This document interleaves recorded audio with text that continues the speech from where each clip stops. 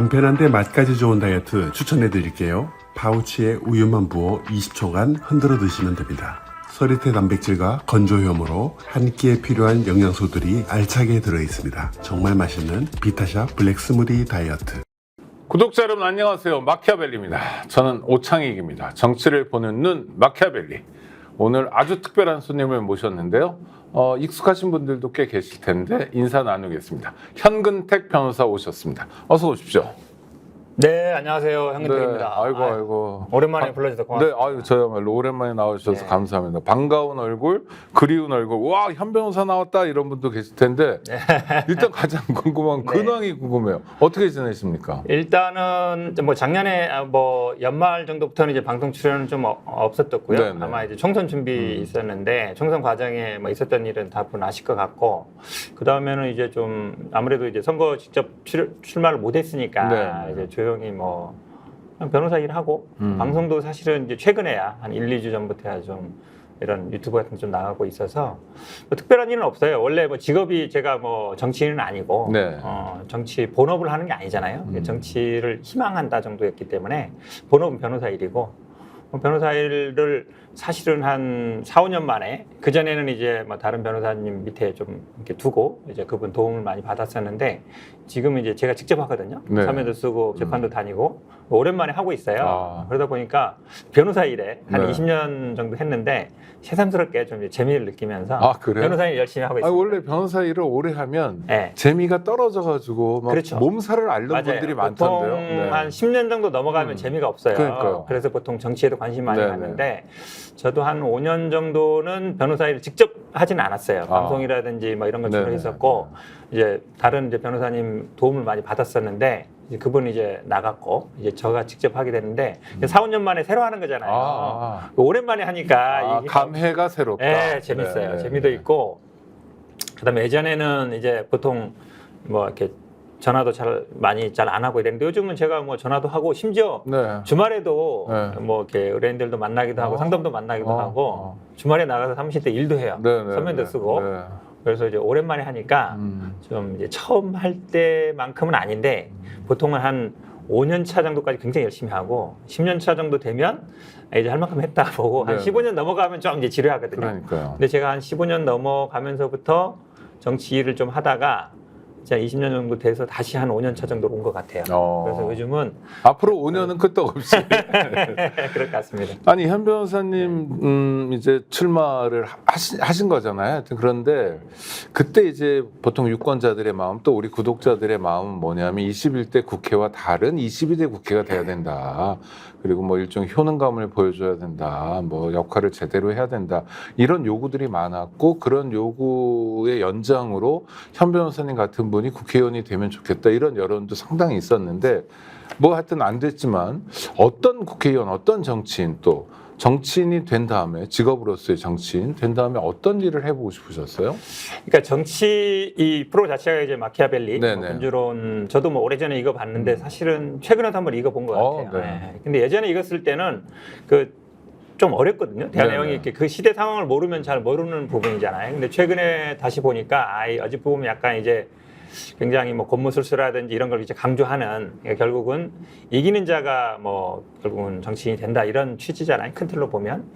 근데 지금은 저는 솔직히 약간 정치랑은 좀 한 발 떨어져 있어요. 네네. 그러니까 정치를 약간 뭐 하려다가 못한 상황이고 그 상황이 어떤 상황인지는 제가 결정을 할 수 없는 부분이기 때문에 과연 정치를 내가 해야 되나? 뭐 이런 생각도 요즘 좀 해요. 네네. 솔직히 말씀드리면. 그러니까 내가 왜 하려고 했는가 이 질문을 말씀하신 것처럼 많이 좀 돌아보게 됐는데 결국은 모르겠어요. 뭐 많은 분들이 다 생각하는 것처럼 우리가 기본적인 인권을 중시 여기고 네. 그다음에 어떤 뭐 사회적인 평등이라든지 아니면 복지라든지 남북 평화라든지 이런 게 결국은 우리 좀 뭐 민주 진보 진영에 있는 분들이 정치하는 기본적인 취지거든요. 네. 저도 기본적인 그 아시는 분은 알겠지만 이제 우리 뭐 할아버지나 외할머니나 뭐 우리 할머니 아버지나 다 이제 4.3 때 희생되고 이래서 기본적으로 아마 어릴 때부터 그 마음 한구석에 남북 평화에 대한 얘기라든지 아니면 인권에 대한 얘기라든지 아니면 뭐 권력에 대한 이런 뭐 핍박 탄압 뭐 이런 부분들에 대해서 본능적인 약간 거부감 같은 건 있었던 것 같아요. 타고났다고 할까 뭐 이런 것도 있는 거예요. 그러니까 날 때부터 어떤 조건이 주어진 거잖아요. 그렇죠? 아니 그런 것보다는 네. 그 환경 자체가 우리 마을도 보면 한 300가구 정도 되는데 네. 한날 1시에 한 하루 이틀 사이에 그러니까 뭐 재산날이 한 180 정도 아이고, 이상 되는 집들이에요. 어찌보면 네. 중산간 마을이니까 예전에 네, 네. 아시겠지만 네. 이제 4.3 때는 그 해안선 한 5km 이내에는 거기 소개령이 있었잖아요. 네. 거기에 다 걸리는 집안이었거든요. 우리 아버지 집안이나 우리 어머니 네, 집안이나. 네, 네. 그러고 보면 이제 80년대 한 중후반 때까지는 누구도 그거에 대해서 얘기를 잘 못하는 분위기였단 네, 말이에요. 네. 그리고 뭐 공무원이 되거나 아니면 뭐 군인이 되거나 이럴 때는 항상 연좌제가 그때 당시에도 있었고 이랬기 때문에 우리 형도 그렇고 나도 그렇고 항상 이제 앞으로 내가 뭘 하려고 생각을 할 때 네. 혹시 이게 문제가 되지 않을까? 아. 그 생각을 이제 항상 하고 살았거든요. 네, 어릴 네, 때부터. 네, 네. 그러니까 우리 아버지나 우리 주변 분들도 보면 공무원을 할 수 있겠나? 아니면 뭔가 뭐 군인이나 이런 거 할 수 있겠나? 이런 네. 게 항상 말은 안 하지만 다 분위기상 알잖아요. 네, 네. 못 한다라는 거를. 그거 뭐 우리만 있는 것도 아니라 주변이 다 그러기 때문에. 그러니까 어릴 때부터 약간 그런 것도 있었는데 그래도 대학을 오면은 우리가 역사를 배우고 네, 사삼을 좀 객관적으로 보게 되잖아요. 근데 이제 거기 사시는 우리 뭐 아버지라든지 할머니나 할아버지 이런 분들은 그 역사 우리 어머니도 지금 살아계시지만 우리처럼 그 역사를 보진 못하잖아요. 네, 배우지 네. 못하시는데 그때 당시 상황들을 많이 말씀을 하시거든요.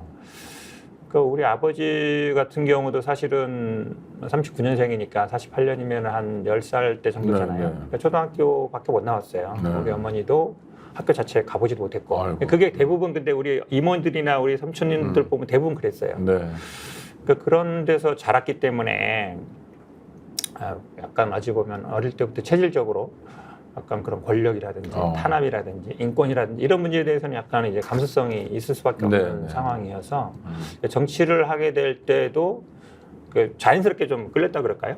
그런 게 좀 있었던 것 같고 제가 사실은 민주당의 정치 입문한 것도 추미애 대표 때였어요. 네. 근데 추미애 대표가 어느 날 다른 사람 통해서 뭐 상금 부대변인 제안했을 때도 제가 추 대표님 항상 고맙게 생각하고 있었어요. 제도 분들은 대부분 그래요. 어떤 면? 왜냐하면 추 대표님이 초선 때 그 네. 수영자 명부를 기록해서 찾아가지고 4.3 특별법을 만드는데 굉장히 기여를 하셨어요. 김대중 대통령 때 그분이 네네. 정기 입문했는데 네. 그게 어떤 분이었냐면 그 제주도에서 이제 4.3 사건 관련된 분들이 그 구치소가 적다 보니까 육지부로 대전이라든지 아니면 뭐 이렇게 구치소에 많이 수용이 네네. 됐었거든요. 네. 근데 이분들이 이제 6.25 전쟁이 벌어지면서 대부분 특별한 재판 없이 대부분 총살이 되거나 사형이 됐는데 아이고, 네. 그런 수용자 명부를 찾으신 거예요. 그 추미애 대표님이 초선 때 네. 그게 이제 국가 기록에는 어디 뭐 창고에 있었던 것 같아요. 네. 지금은 대전에 있잖아요. 네. 예전에 아시겠지만 이제 그런 그 국가 기록들이 전부 모아놓은 곳이 국가 기록원이고 네. 거기서 찾으셨는데 그때 한 2,000명 정도 됐었나 그 명단이. 그분들은 나중에 다 돌아가신 분들. 그렇죠. 네. 수용자 명부 찾았는데 그게 결국은 그 김대중 대통령 때 4.3 특별법 만드는 그 결정적인 이유가 됐었어요. 네. 이유가 됐었고 그래서 아마 추미애 대표가 제주도 뭐 명예도민도 됐었고 제주도에 그 팬들이 많아요 지금. 네. 고마움을 느끼고 네. 결국은 그게 시작이 돼서 특별법도 만들어졌고 그 다음에 이제 노무현 대통령 때 와서 직접 오셔가지고 본인이 일단 사과도 하셨고. 그러니까 대한민국 대통령이 사과를 한 그렇죠, 거죠. 그렇죠. 그러니까 그때 얘기도 들어보면 이제 청와대 내에도 찬반 여론이 많이 있었다 하더라고요. 그러니까 김대중 대통령 직접 오진 않으셨어요. 네, 법은 네. 만들었고 네, 네. 법은 만들어서 진상 조사도 하고 보고서도 나왔는데 그래도 대통령이 직접 와서 사과할 때 뭐 논란이 있었지만 본인의 네. 의지로 온 거거든요. 그러니까 결국은 본인의 입으로 죄송하다고 얘기했고 그때 많은 정말 그 제주도에 많은 할머니, 할아버지 이런 분들이 굉장히 그 현장에서 많이 우셨고 아이고. 그게 굉장히 어찌 보면 분기점이 됐어요. 네네. 분기점이 됐고 그 이후로 사실은 제주도에서는 선거했을 때 보수당이 당선된 적이 한 번도 없어요. 그 원희룡 후보가 그때 됐을 때 빼고는. 네네. 어찌 보면 그분도 나중에 무소속으로 나오기도 그렇죠. 했죠. 처음에는 네. 이제 됐었고, 근데 그 정도로 굉장히 역사적인 의미가 있었는데 그만큼 이제 추미애 대표에 대한 그 고마움이 있었는데 네.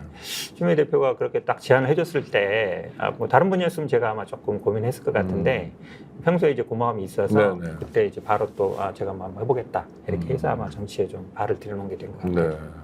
그 4.3 얘기가 나와서 그냥 이건 번외편이긴 한데 육지 사람들은 아직도 잘 모르기도 하고 그러잖아요. 그러면 무슨 여러 가지 기록을 읽는 것도 중요하지만 문학 작품을 통해서 4.3을 아는 것도 그렇죠. 되게 중요할 것 같은데 작품 한두 개만 소개해 주신다면. 우리 뭐 잘 아시는 현기영 선생님. 네. 저도 뭐 제주도 현씨고 네. 이분이 또 지금 뭐 분당 쪽에 사세요. 네. 가끔 뭐 통화도 드리는데 어. 굉장히 이제 유명하시잖아요. 네. 예. 이분이 이 책을 쓰셔가지고 이제 뭐 구속도 됐었고 그걸로 최초로 어찌 보면 이제 뭐 지금 전국적인 말씀하신 건 순위 순위 삼촌. 그렇죠. 네. 순위 삼촌. 삼촌이라는 게 제주도에서는 이제 뭐 그냥 여자한테도 붙이는 이름이에요. 네, 네. 그냥 우리 다 가까우면 삼촌 이렇게 부르거든요. 근데 그분이 이제 어떤 트라우마로 그 과정을 겪는 과정인데 거기가 굉장히 이제 뭐 북촌이라고 네. 집단 거기도 아마 한 북촌 리한테서 한 4,500명 정도 돼요. 희생되신 분들이. 아이고. 예. 근데 우리 어머니 고향이었던 가시리도 그 정도 돼요. 네. 희생된 분들이 그 정도 되고 제가 고향이 토산인데 거기도 한 1,200명도 되시고 그러니까 중산간 마을이 대부분 그렇게 희생되는 분들이 많아요. 근데 이제 이게 지금도 이제 제주도에는 그때 당시에 서북 청년단으로 왔던 그 중심되는 교회 같은데 지금도 있고 네. 또 경찰이 했던 유가족들도 있으니까 현재도 어찌 보면 약간 그 사람들 상계에 얽혀 있거든요. 그 순위 삼촌도 보면 네. 경찰 그 서북 청년단으로 내려왔던 분이나 거기서 뭐 결혼해서 사시는 분이나 그러니까 이게 가해자와 피해자가 섞여 있는 거죠. 네. 거기서 또 결혼도 하시고 사시기도 하고 그게 보면은 이제 제주도 현실하고 정확하게 맞아요. 저도 어릴 때부터 보면 예를 들어서 이게 이제 이승만 정권의 뭐 탄압 이런 게 아니라 우리 아버지 때 얘기도 들어보면 예를 들어서 한 집에서 누가 없어졌다 그러면 이제 연좌 책임을 물어서 네. 그분들을 이제 같이 뭐 하고 그러는데 그때 당시에 뭐 이장을 하던 분들이나 아니면 책임자분들이 있잖아요. 네. 그분들이 예를 들어서 보증을 해주면 살아나는데 보증을 만약에 했다가 만약에 문제가 되면 그 이장 보증해 준 사람이 연좌 책임도 네. 그렇죠. 그러다 보니까 어느 누구도 책임질 수 없는 부분들인데 제가 참 안타까웠던 것들은 근데 거기서 이제 희생되신 분들은 그 사람을 탓한단 말이에요. 그럼요. 예, 당장 이 사람이 눈에 보증을 보이니까. 안 해줬기 때문에 우리가 이렇게 됐다라고 생각해서 그분은 거기 못 사세요. 근데 네. 그분도 입장을 보면 자기가 보증을 섰다가 한 사람이라도 문제가 되면 자기 집안이 다 죽게 되잖아요. 그 뒤에 있는 국가가 문제인데. 그렇죠. 네. 가해자, 피해자라는 게 국가 권력과 어찌 보면 이제 거기에 도민들 문제인데 사실은 이제 거기 있는 사람들은 그렇게 생각 안 한단 말이죠. 그렇죠. 근데 이거 순위 삼촌에도 보면 이제 그런 장면이 좀 나와요. 네. 나오는 좀 안타까운 부분이죠. 네, 순위 삼촌 그다음에 지난해 낸 제주 도우다. 그렇죠. 네. 네, 현경 선생님 책도 보시고요. 자, 현근택 변호사는 이런 분입니다. 제주 사람이라는 네. 정체성이 굉장히 중요하고 그래서 국가를 보는 눈, 다시 보는 눈 이런 걸 갖고 계시고 그렇기 때문에 대한민국이 어떤 나라여야 되는지가 정리가 돼 있는 거죠. 기본적으로 인권은 철저히 보장되는 나라였으면 좋겠다. 자, 그런데 최근 돌아가는 걸 보면 약간 망조 이런 생각도 드는데요. 먼저 국민의힘 전당대회를 앞두고 대통령 부인 김건희 씨 문자가 공개되고 그것 때문에 갑론을박하고 또 상당히 치열하게 싸웠는데 이건 일단 관전평을 좀 해주시죠. 저는 사실은 이거를 뭐 왜 꺼냈느냐, 누가 꺼냈느냐는 것도 중요하다고 봐요. 네네. 왜냐면 이제 언론을 뭐 읽거나 방송을 하시는 분 다 알겠지만 서로 간에 주고받은 문자에 대해서 공개를 할 때는 어떤 기자든지 간에 의견을 묻게 돼 있어요. 전화 녹취록이든지 간에 문자는. 네. 그러면 뭐 한동훈 후보 측에서 동의하지 않았다 그러면 당연히 김건희 여사 쪽에서 나왔다고 볼 수밖에 없거든요. 네네. 근데 이게 왜 나왔을까 싶으면 저는 이해가 잘 안 가는 게 그러니까 사과하려고 했는데 한동훈 후보 때문에 못했다는 거잖아요. 그렇죠. 근데 그때 당시에 뭐 다 기억하시겠지만 뭐 대통령이나 저 용산에서는 사과 못한다는 분위기였고 네. 친윤계 의원이나 이런 분들도 사과하면은 민주당 프레임에 말린다 뭐 다 이런 분위기였거든요. 네네. 그러니까 공식적으로는 다 사과 못한다는 분위기였어요.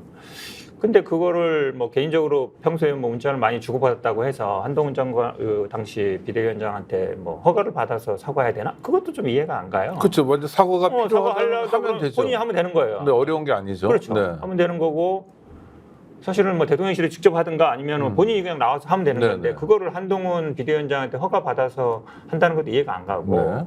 그리고 평소에 그렇게 뭐 가깝게 뭐 아니 뭐 검찰총장하고 뭐 이럴 때도 뭐 카톡을 수백 번 주고받았다는데 네. 주고받을 수 있는 거잖아요. 그럼 네. 한동훈 당시의 비대위원장 입장에서도 그럼 뭐 기자회견 한번 합시다. 사과 추진해 볼게 이러면 되는 거거든요. 그렇게 5번이나 보냈는데 답변 안 하는 것도 상당히 사실은 이례적이에요. 네네. 우리가 보통 한 번, 2번 정도 보냈는데도 답장 안 해도 이 사람이 나한테 무슨 감정이 있나 그렇죠. 이렇게 생각하잖아요. 네, 네, 그렇죠. 근데 네.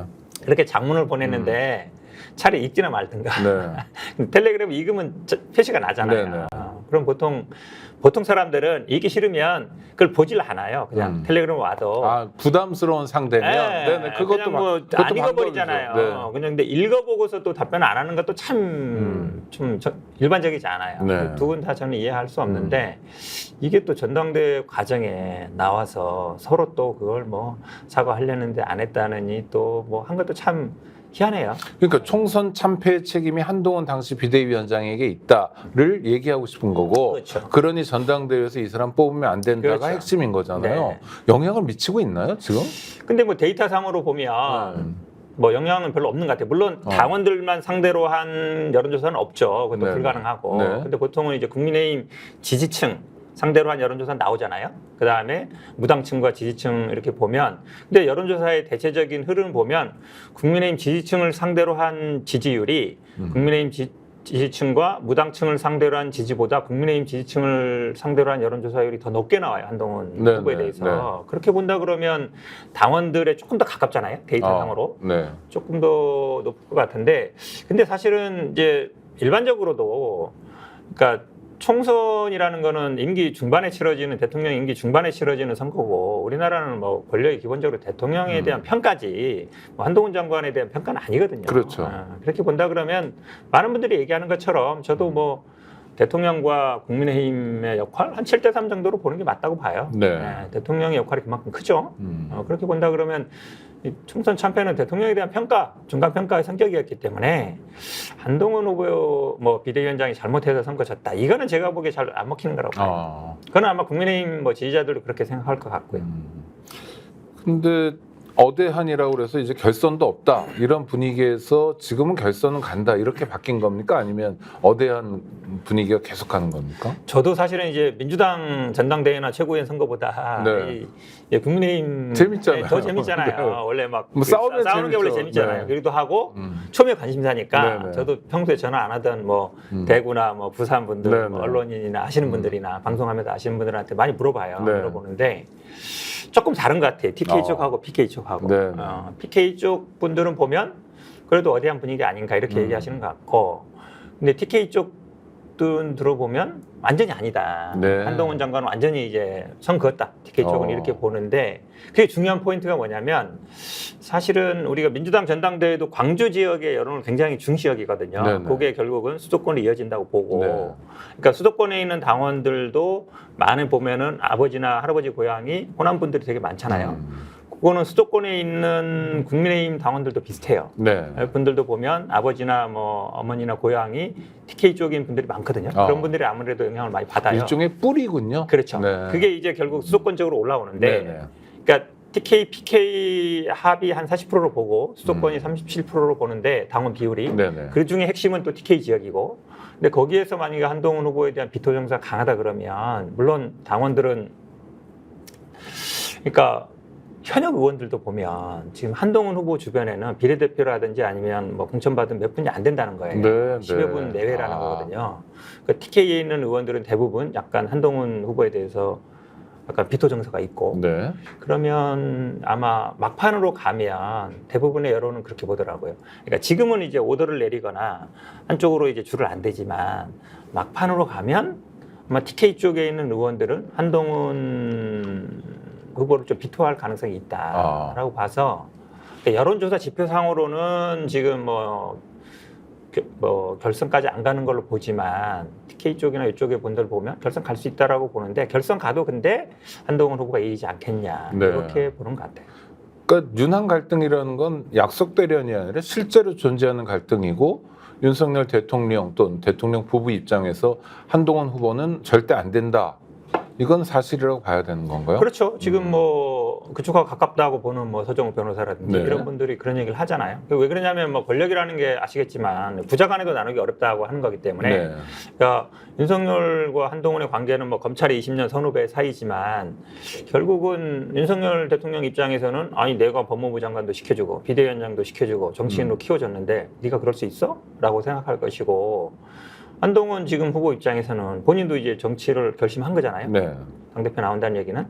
근데 윤석열 언제까지 윤석열 밑에 있어서 자기가 그냥 부하 역할, 뭐 꼬북 역할을 해서는 네. 정치인으로 안 된다는 거 알잖아요. 네네. 본질적으로 옛날에 뭐 전두환 노태우 비견도 그렇고 우리가 예를 들어서 뭐 이명박 박근혜 봐도 그렇고. 그러니까 어쨌든 여당에서 정치인으로 크기 위해서는 현직 대통령과 맞서는 구조가 될 수밖에 없거든요. 우리나라 그게 결국은 단임제 대통령제에서는 어쩔 수 없다고 봐요. 네네. 예. 그러니까 뭐 중임제라 그러면 아마 뭐 부통령이 러닝메이트가 됐다가 그 다음에 나올 수 있지만 단임제이기 때문에 끝나는 거거든요. 그 다음에 어쨌든 극복하고 나야 되는데 그렇게 가려면 본인 입장에서는 뭐 윤석열 대통령을 넘을 수밖에 없다고 보는데 기회라고 보는 거죠.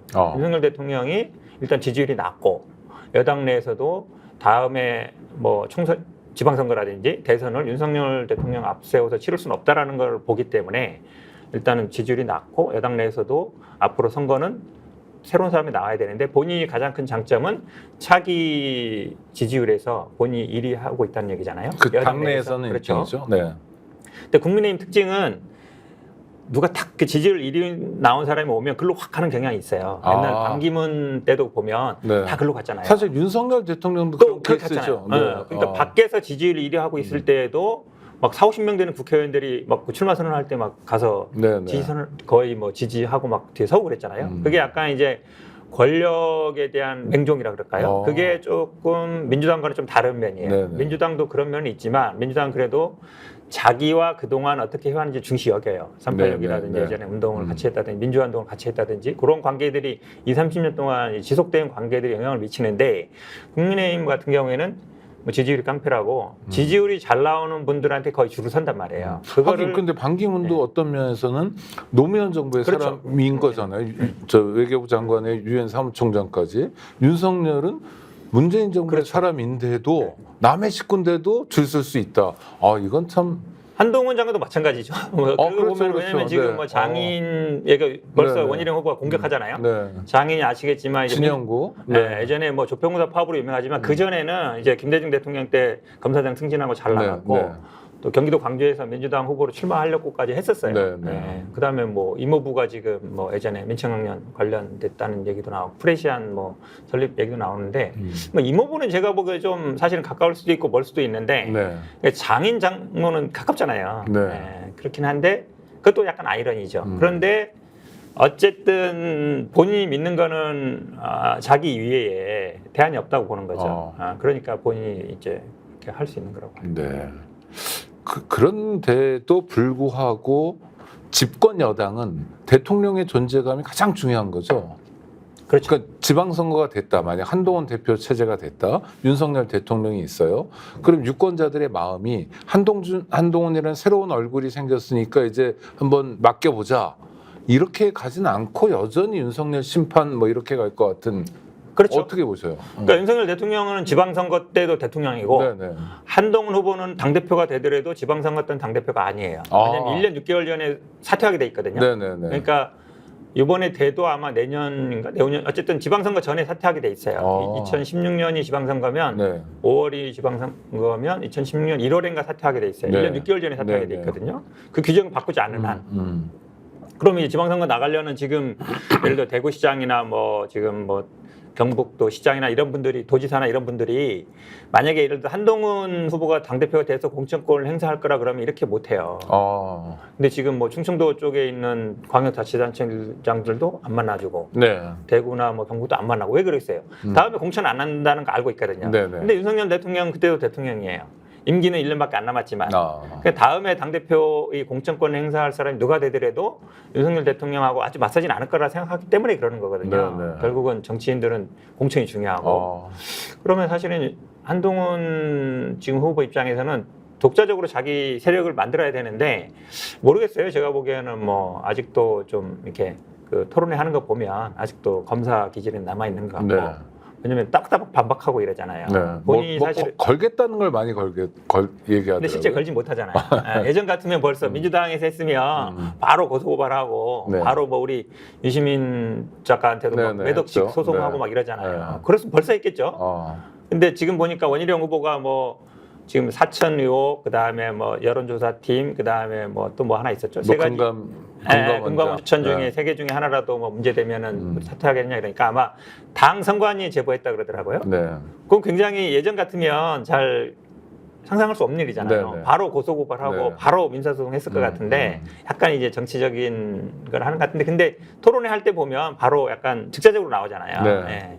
근데 이제 정치는 아시겠지만 1위 하는 후보한테는 항상 공격이 들어오게 돼 있어요. 그렇죠. 예. 네. 그러면 이제 그거에 대해서 적당히 받아치고 그다음에 이제 본인의 얘기를 하면 되는데 그 본인에 대한 비판이나 이거를 못 받아들이는 거는 그거는 이제 검사 체질이에요. 저도 이제 수사를 이제 검사 체질. 네, 네. 그냥 검사들이 기본적으로 본인에 대해서 질문을 받아본 적이 없어요. 그리고 본인의 견해에 대해서 반대하는 거를 굉장히 알레르기 반응을 보여요. 아, 네. 왜냐면 법정에서 보면 알거든요. 네, 네. 왜냐면 법정에 나오는 검사들은 자기 검사 역할 중에 뭐 10%도 안 돼요. 네네. 공판 검사들은 대부분 수사를 하잖아요. 그렇죠. 수사는 질문하는 입장이에요. 네. 그리고 수사하는 과정에 뭐 피의자라든지 변호인들이 뭐라고 반박하면 굉장히 그거에 대해서 공격적으로 나와요.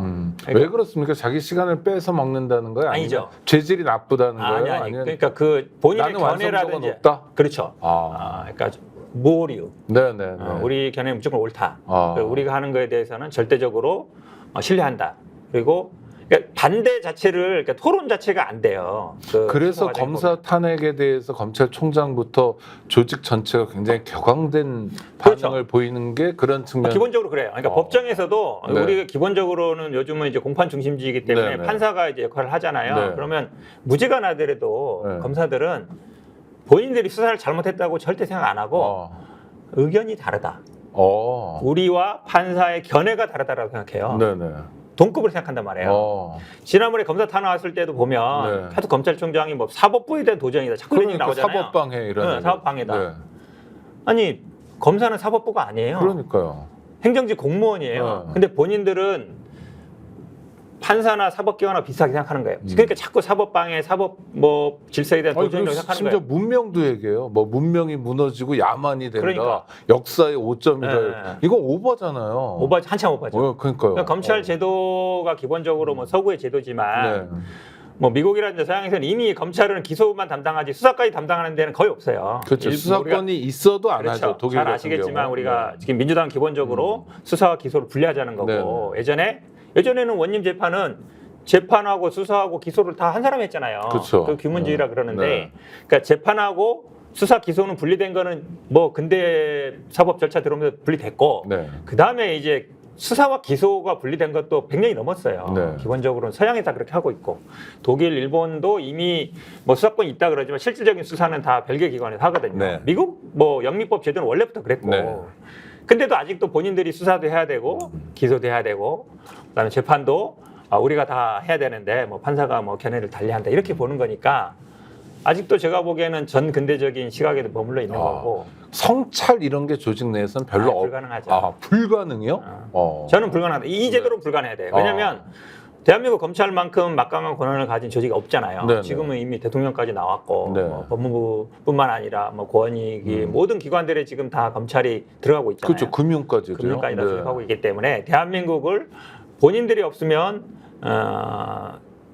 제대로 굴러가지 않는다고 생각하는 거예요. 정말로요?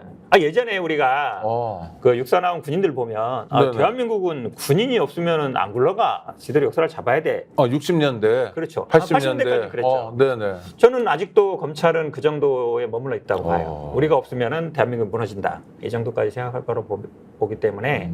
근데 그거에 대해서 아니다라는 분명한 신호를 주지 않으면 네. 점점점 이게 위험한 식으로 가죠. 네. 왜냐하면 기본적으로 수사나 이거 받아보신 분들 알 텐데 토론이라든지 아니면 합리적인 뭘 제시했을 때 그게 안 돼요. 네. 본인들이 얘기하는 거에 대해서 예스냐 노냐 라고밖에 사고를 못 해요.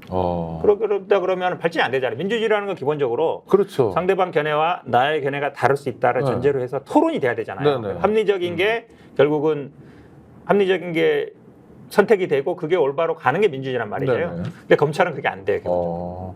그래서 한동훈 후보도 자꾸 예스 오 노 이게 거기서 나오는 할 거냐 말 거냐. 몸에 밴 거네요. 그렇죠. 대부분 그 검찰 수사를 보면 네. 질문에 대해서 답변만 하라. 그거에 대해서 왜 반박을 하느냐. 예스냐 노냐 대답만 하지. 왜 이거에 대해서 자꾸 다른 말을 하냐라고 네. 굉장히 화를 많이 내고 이 특수부 수사나 이런 분들은 그 아시잖아요. 가족이라든지 온갖 문제들을 다 긁고 와서 압박을 한단 말이에요. 네. 이거에 대해서 예스라고 해라. 그러면 우리가 이거는 뭐 직접 말을 안 해요. 네네. 근데 자꾸 부르죠. 가족도 부르고 뭐 인척도 부르고 뭐 사람들 네. 부르면서 좀 직접 봐줄 수 있는 것처럼. 그렇지. 그런 뉘앙스를 자꾸 붙이죠. 그런 게 결국은 계속 사법부에서 그럼 그런 걸 잘라줘야 되는데 네. 못 잘라요. 그러니까 왜냐하면 어쨌든 그 전후 사정이나 이 주변에 있었던 일들을 다 살피지 못한단 말이죠. 그렇죠. 인력도 그렇게 많지 않을 그렇죠. 거고요. 그러기도 네. 하고 그거에 대해서 의지를 가지고 봐야 되거든요. 그러니까 예전에 지금 뭐 이화영 사건도 보면 그러면 접견 그 구치소에서 계속 와서 불렀던 거 계속 소환했던 일지를 다 보자라고 네. 해야 되거든요. 네. 그거에 대해서 만약에 내놔라 그러고 안 내놓으면 그거에 대해서 뭐 제재를 한다든지 가야 되는데 네. 그렇게까지 잘 안 가요. 제출 명령했다가 안 내놓으면 뭐 그냥 없는 걸로 치고 이렇게 가니까 계속 그렇게 하는 거거든요. 네네. 그거 잘라줘야 되는데 제가 보기에는 우리나라 사법부도 그 정도는 아직 못 가는 것 같아요. 이거 답답하네요. 그 변호사님 말씀 듣다 보니까 뭐 시간이 쭉 가서 저희가 준비한 주제를 정말 못 여쭤보고 있는데 일단 국민적 관심사 중에 하나 네. 이종호 씨란 분이 이렇게 갑자기 부각됐는데 자산관리인이다, 네. 도이치모터스 뭐 공범이다, 주가 조작 네. 공범이다 했는데 물론 정확한 관계는 몰라요. 요새는 뭐 대통령 부인 김건희 씨랑 연락 안 하고 있다고 하는데 보통 자산관리인이다라고 별칭이 붙을 정도면 어떤 관계입니까? 돈을 맡길 정도니까 또 한두 네. 푼도 아니고 몇 억 이상 된다는 네, 얘기잖아요. 생각을 해보세요. 그 당시에는 아마 결혼하기 전이라 그러니까 네. 아직 뭐 권력이 있을 때도 아니고 그러면 돈을 몇 억 맡긴다. 근데 이게 예를 들어서 그냥 우리가 뭐 상장된 주식을 투자하거나 이런 거면 어디나 갈 수 있어요. 그렇죠? 네네네. 우리가 그냥 뭐 주식 무슨 땡땡 증권을 통해서도 증권을 할수 사고 있는데 땡땡 증권도 이게 되고. 그게 아니잖아요. 네. 그러니까 물론 그 당시에도 도이치모터스가 상장은 돼 있었던 것 같은데 그렇게 많이 알려진 주식은 아니란 말이에요. 네. 그러면 몇 억 정도 맡긴다. 그리고 지금 나오는 얘기 보면 뭐 조남욱 회장이라고 옛날 이제 삼부토건 네네. 결국은 그 윤석열 대통령하고 김건희 여사를 맺어준 사람으로 알려져 있잖아요. 그런 사람과도 알고 지냈다는 얘기가 나오는 거 보면 오래된 사이뿐만 아니라 굉장히 신뢰하는 사이인 거죠. 네. 우리가 돈을 맡기는데 어. 예를 들어서 이 돈을 어디다 쓸지 모르면 전적으로 신뢰하는 거잖아요. 네네. 예, 우리가 뭐 부동산이라든지 이런 거는 예를 들어서 할 수 있어요. 근데 부동산은 물건이 정확하니까. 그렇죠. 네네. 그리고 부동산은 그 안 아파트를 없어지잖아요. 산다. 이거 네. 뭐 예를 들어서 내가 뭐 몇 억을 맡기면서 사달라 그러면 네. 나중에 등기부만 넘겨받으면 돼요. 네네. 근데 주식이라는 거는 특히나 이렇게 약간 굉장히 뭐 삼성전자나 뭐 현대차도 아니고 도이치모터스라고 그러면 아시겠지만 이제 뭐 벤츠라든지 걸 수입하는 회사잖아요. 네. 근데 그렇게 큰 회사는 아니에요. 그리고 이게 주가가 막 널뛰기로 뛰는 회사예요. 네. 어떻게 될지 모르잖아요. 맡겼다가 쫓고 살 수도 있는 거고. 네. 그만큼 이제 신뢰관계가 있고. 근데 이게 지금 이분이 이제 뭐 판결도 받았지만 어쨌든 2차 주가 조작에서 주요한 역할을 했고 그 사람과 관련된 분이 김건희 관련된 파일도 있었다는 거 보면 굉장히 가까운 사이인 네. 거죠. 일 수밖에 없는 거고. 그런데 사실은 이분이 지금 그동안에는 우리 최상병 사건이 왜 그렇게 대통령이 나서서 화를 냈을까? 이게 제일 궁금한 그렇죠. 거잖아요. 네. 예를 들어 임성근 사단장하고 가까인 사이거나 이런지 모르겠는데 그게 잘 안 알려지다가 카카오톡 대화방 보니까 우리 사단장하고 골프 치러 갈까? 이런 얘기 나왔다는 네네. 거잖아요. 근데 군대 다니신 분들은 알겠지만 사단장하고 참모들을 모아가지고 한 번에 밥도 먹고 골프 친다는 얘기는 아무나 할 수 없는 일이에요. 네. 그러니까 해병대에서 투스타는 굉장히 높아요. 네. 해병대는 3스타가 최고 높으니까. 전부니까. 네. 그 사단장 정도 되면 군에서는 최고의 영향력이거든요. 네. 근데 그런 분을 참모들까지 모아서 밥도 먹고 골프도 친다. 그 약속을 잡는다. 물론 네. 실제로는 못했다 그러지만 평소에 가깝지 않으면 할 수 없는 일이란 말이에요. 근데 더구나 이번에 이제 그 제보자 분의 통화한 걸 보니까 내가 VIP한테 얘기해 주겠다. 네. 라는 얘기를 본인 입으로 했잖아요. 아니 그 VIP가 김계환 해병대 사령관이다라는 변명은 어떻게 생각하세요? 그러니까 군대 갔다 오신 분들은 아실 네. 거예요. 군대 가면은 원래 관등 생명을 다 외우잖아요. 네네. 우리가 뭐 대대장 누구, 네네. 뭐 사단장 네. 누구 뭐 다 외운단 말이에요.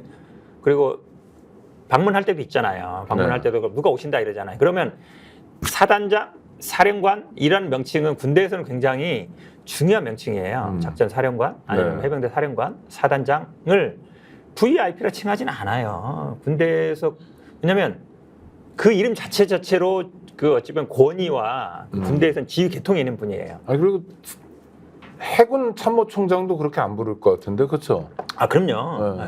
그러니까 우리 사실은 뭐 해병대 분들은 아시겠지만 해병대는 예전에 사승장군이 있었어요. 네. 그러다가 없어지고 이제 사령관 3스타가 최고권이거든요. 그러다 보니까 해병대의 그 소원이라면 사승장군을 만드는 거예요. 네. 그 언급도 나오잖아요. 그리고 VIP는 보통 우리가 뭐 대통령을 칭하잖아요. 그렇죠. 네. 네. 칭한 거고 사령관을 VIP라고 한다는 건 아마 군대 갔다 오신 분들은 그게 무슨 말인지 알 거예요, 대부분. 그게 너무 뻔한 거짓말이다. 그렇죠. 네. 네. 제가 보기엔 말이 안 돼요. 네. 그 이분이 뭐 인사에도 개입했다고 뭐 이러는데 가능성은 얼마나 보세요? 그러니까 지금 나오는 게 이제 뭐 국방부 장관 얘기 나오고 네. 그때 왜냐하면 국방부 이종섭 장관이 뭐 사퇴하느니 마는 얘기가 있었고 그다음에 경찰에서 지금 별 2개. 네, 그러니까, 치안감. 예, 예. 그러니까 경무관 다음에 치안감이거든요. 네. 예, 사람들 경무관은 별 하나로 보고 치안감은 별 2개로 보는데 네. 그 사실은 뭐 경찰도 고로 올라갈 수가 어렵죠 진급이. 네, 그렇죠. 그다음에 지금 뭐 사성장군 얘기도 나오고 중요한 분들이 요게 사실은 그러니까 해병대에서 사성장군이 굉장히 꿈이 희망 사항이고 근데 국방부 장관은 아마 뭐 국방부 관련해서 이 국방 관련해서는 최고 이직이잖아요. 치안감도 사실은 경무관에서 치안감 진급하는 게 굉장히 쉽지 않거든요. 네. 그런 얘기들이 나오는데 하필이면은 김건희 여사와 굉장히 가깝고 그런 사이에서 나왔다 그러면 사람들이 뭐 어쨌든 그 진급을 하고자 하는 사람들은 어떻게든지 간에 권력과 가까이 가려고 해요. 네. 그리고 그 의사결정권이 있는 게 결국은 대통령이잖아요. 그다음에 대통령 밑에 있는 수석, 그 밑에 있는 뭐 비서관, 행정관들하고 어떤 식으로든지 간에 줄을 만들려고 해요. 네, 네. 특히 올라갈수록 더 심하거든요. 그러면은 각종 인연을 다 따져요. 뭐 지연, 학연, 혈연 다 따지게 네네. 되는데 누가 봐도 김건희 여사랑 가까운 걸 알잖아요, 사람들이. 그러면 당연히 그쪽에다 관심을 안 가질 수 없죠. 진급을 하려는 사람들. 네, 네.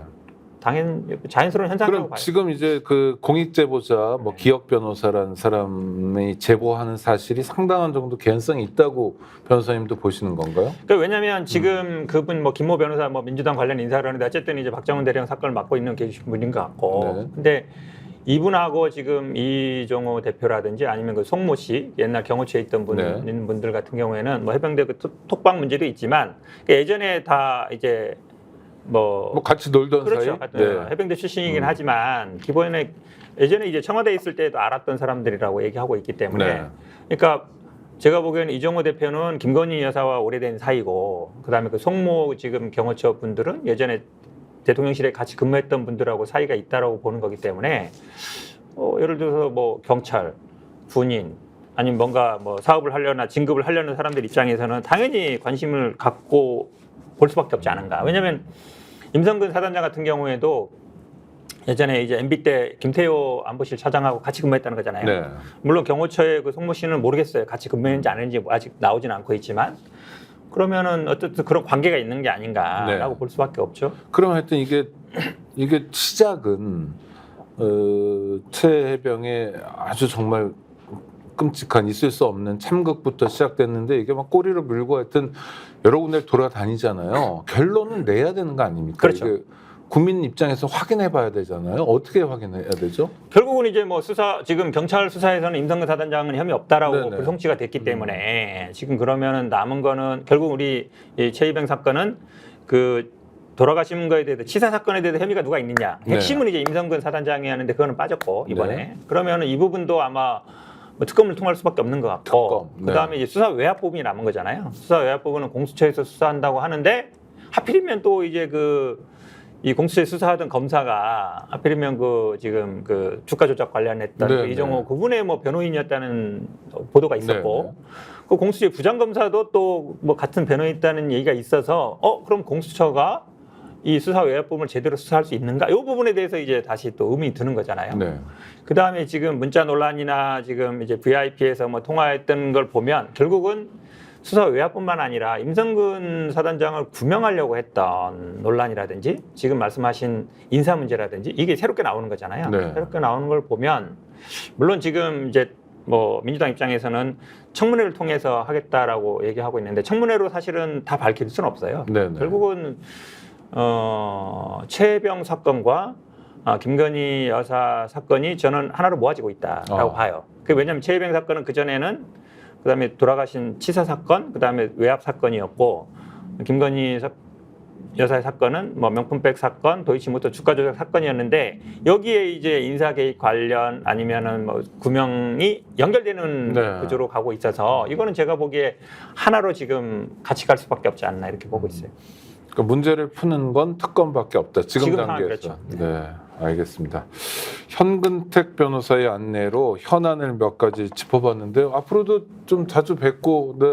아니 근황을 궁금해하고 네네네네. 그분 어디 갔냐고 막 네네. 전달력도 좋고 막 그런데 네네. 이런 얘기를 많이 들었습니다. 하여튼 감사하고요. 늘 건강하시고요. 네, 구독자 여러분 함께해 주셔서 감사합니다. 고맙습니다. 고맙습니다. 스픽스는 말하는 언론입니다. 대세는 유튜브, 그중에서 스픽스.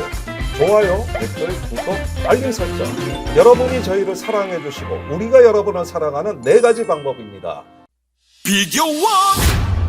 왜 아직도 3년 넘게 같은 통신사 인터넷 계속 쓰세요? 설마 바꾸기 귀찮다고 복잡하다고 그냥 쓰고 계신 건 아니시겠죠? 지금까지 이런 인터넷 가입 업체는 없었다. 인터넷 비교와 인터넷 가입 시 47만 원 결합까지 적용하면 최대 200만 원 상당의 요금 할인 혜택을 받을 수 있습니다. 요금 할인 혜택을 받을 수 있고 유심 변경 시 추가 혜택이 주어집니다. 무료 이 모든 게 설치당에 지급됩니다. 365일 언제든지 상담 가능하고 3년마다 놓치면 후회하는 혜택 절대 놓치지 마세요.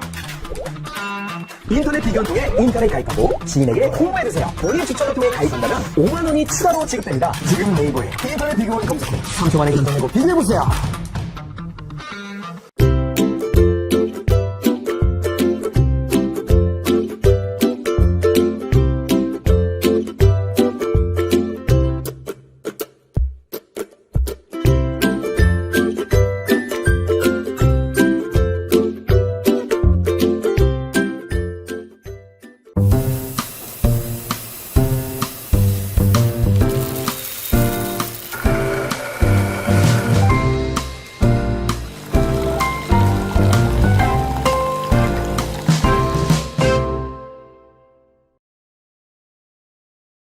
보험에도 점검이 필요합니다.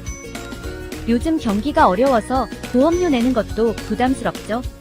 보험료는 줄이고 보장은 넓게. 건강보험도 자동차 보험도 나에게 맞춤 보장. 믿을 수 있는 보험 전문가들. 믿을 수 있다 더 착한 보험. 본 광고는 손해보험 광고 심의 기준을 준수하였으며 유효기간은 심의 결과 통보일로부터 1년입니다.